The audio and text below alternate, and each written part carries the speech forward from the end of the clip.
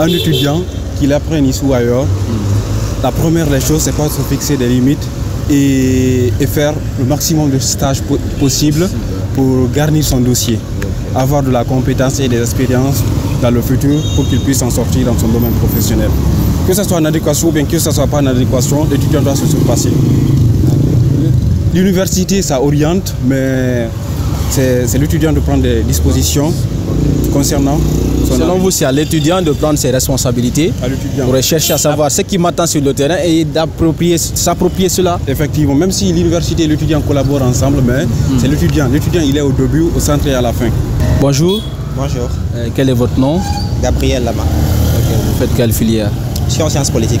Sciences politiques. Ouais. D'accord. Et vous, quel est votre nom? C'est Doukouré Ali Badara, sciences politiques L2. L2, d'accord. Donc j'ai une question aujourd'hui à poser dans cette émission, question pour un citoyen, mais aujourd'hui c'est devenu question pour un étudiant. Selon vous, est-ce que les programmes anciens à l'université sont en adéquation avec le marché d'emploi ou les compétences requises sur le marché d'emploi?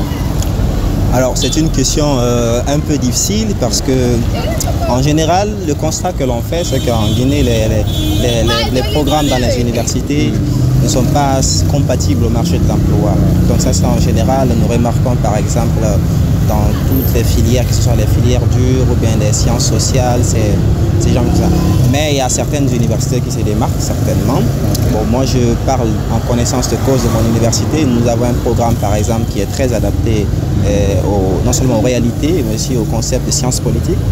Donc nous faisons très bien des cours par exemple théoriques, nous faisons parfois aussi des cours pratiques.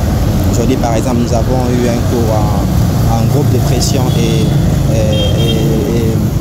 ces groupes de pression et partis politiques. Voilà, nous avons eu la chance d'avoir par exemple un leader politique, en la personne d'Aliouba, qui nous a expliqué comment ça fonctionne.